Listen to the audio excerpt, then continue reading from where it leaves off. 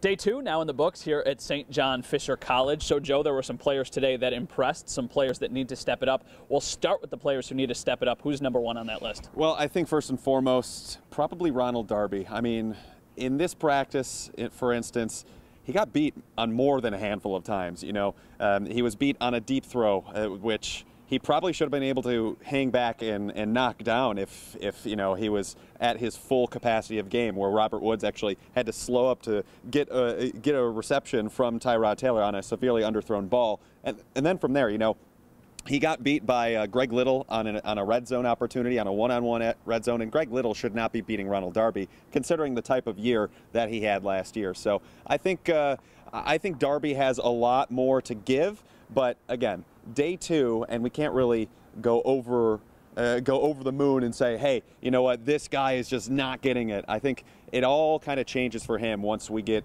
to a padded practice, and lucky enough, that's tomorrow, when the first time the Bills go to a padded practice. So how about Tyrod? I think that's still the most compelling storyline with all of them that are circulating. Everybody wants to know, how's Tyrod look 2 days into it, and he hasn't looked great either day. No, I think it's been a so-so start for him, and it's just kind of, it's not concerning so much as surprising, because at minicamp in June, I thought he really took a step forward, and I think the Bills kind of thought that as well, because, you know, there was this report from Vic Carucci of the Buffalo News who said, hey, you know, there's been constant dialogue. They were happy with what he did and the progress he made in the off-season workouts, but we haven't seen the same thing. You know, there was an example of him trying to go, or where he did go over the middle of the field during those minicamp workouts.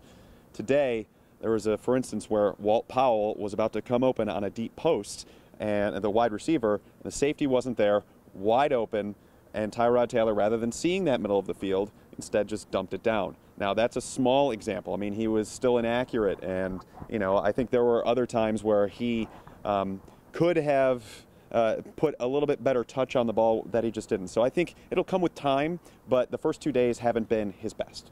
We were just talking about this before we started the video. Jerry Hughes making a change on the defense. Break that all down. Yeah, essentially what has happened with Hughes, you know, he not only is he going from defensive end to edge rusher / outside linebacker in the 3-4, what he's doing is actually changing from the right side of the defense to the left side of the defense. And the significance of that is that Hughes will now, instead of be going up against left tackles who are more athletic in nature, he'll be going up against right tackles who by trade are a little bit bigger, a little bit slower, because they have to deal with the bigger and bulkier type of defensive ends that defenses usually put over on that side. Now, is it going to be always the case where he's on the left side, or I'm sorry, on the left side? No, that's not going to always be the case. But for the majority, him being over there and him being able to use that speed of his, I think, is quite palatable for the Bills and their fans in going through and trying to solve that riddle of how to get more sacks in 2016. Any player really impress you today?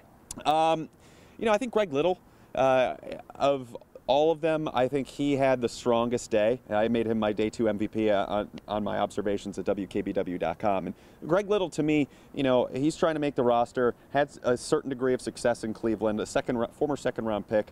He's obviously got the frame for it. It's just a matter of him being able to put a consistent enough effort. And he actually made his second, another acrobatic catch, and he actually did so again during day 1. So a good start for him, but he's got to have consistency and show some speed and show he doesn't drop passes like he showed in Cleveland. You mentioned that you're looking forward to seeing Darby when the pads come on tomorrow. Right. Who else are you looking forward to watching tomorrow? I think all the wide receivers. I think that's, and, you know, the offensive line and defensive line as well. I think those two groupings are really going to get to it, because now we start to see them getting a little bit down and dirty. We get to see one-on-ones where, you know, mano a mano, defensive line versus offensive line, best man wins. So we'll see with that. And then the wide receivers, like I mentioned, Des Lewis, how does he stack up to physicality at the line of scrimmage as opposed to just being able to roam free? Same thing with Marquise Goodwin and some of the other smaller receivers. So that's what I'm looking forward to most when it comes to the pads being on. Awesome, Joe. Great stuff as always. So once again, the Bills take the practice field tomorrow again at 10 a.m. If you're working tomorrow, you can try and make it out Tuesday. A night practice, the first night practice of the year. That's right. Tuesday right here at St. John Fisher College. You need a ticket, though, for those night practices. So if you plan on coming down, make sure you get yourself a ticket. And, hey, come say hi to us. We'll see you guys later. Have a good day.